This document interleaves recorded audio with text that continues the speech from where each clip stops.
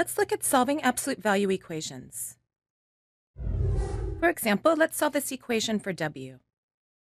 Now, if the absolute value of 2W plus 5 is equal to 7, then either 2W plus 5 is equal to 7, or 2W plus 5 is equal to negative 7.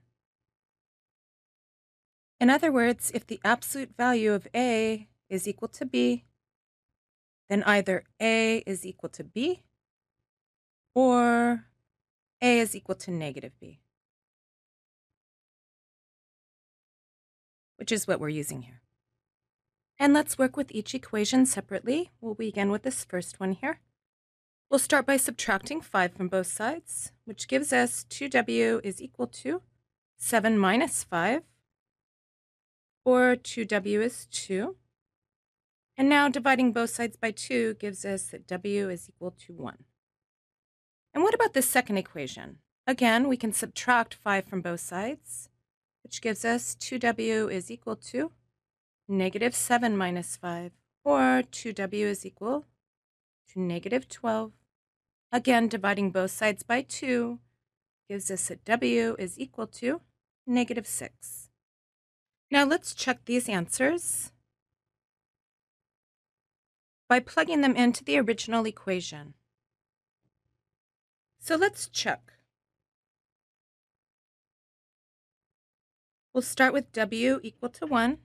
And when W is equal to 1, the question is 2 times 1 plus 5 in absolute value equal to 7? Or is absolute value of 7 equal to 7? And yes, it is. And what about W equal to negative 6? The question is the absolute value of 2 times negative 6 plus 5 equal to 7? Or is the absolute value of negative 12 plus 5, which is negative 7, equal to 7? And it is. So our answer then is W is equal to 1 or negative 6. Now, when solving these types of absolute value equations, and the right-hand side is a positive number like this, and we apply this fact, then we don't really need to check our answers, but it never hurts. However, with something like this, where the right-hand side is not a positive number, we must check our answers.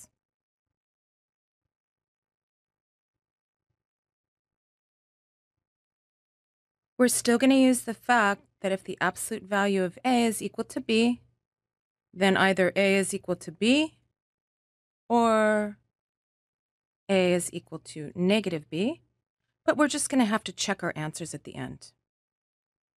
Okay, so applying this, we have that x plus 4 then is either equal to 3x plus 8, or x plus 4 is equal to negative 3x plus 8. But be careful to use parentheses here. Again, we'll solve each equation separately. Let's begin with the first equation.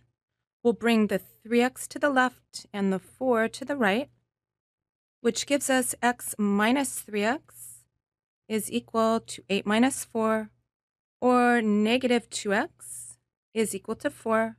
And then dividing both sides by negative 2 gives us that x is equal to negative 2. And now let's solve the second equation. We'll begin by distributing the negative to both of these two terms. That is, we have x plus 4 is equal to negative 3x minus 8.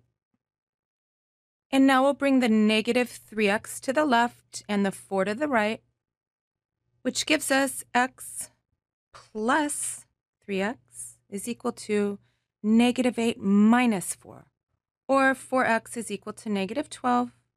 And then dividing both sides by 4, we get x is equal to negative 3. Now remember, we must check these answers by plugging each of them into the original equation wherever we see an x. So let's start with x equal to negative 2.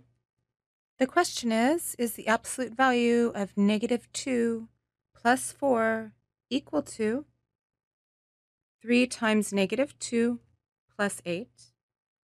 Or is the absolute value of 2 equal to -6 plus 8, which is 2? And yes, it is. So -2 works. What about -3?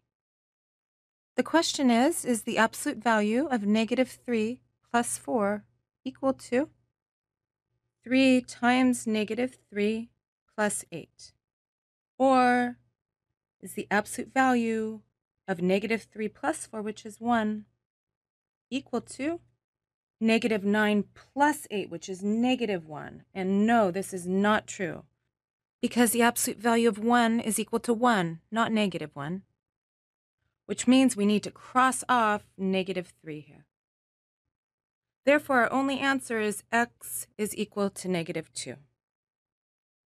So let's write that here then. Our answer is x equal to -2.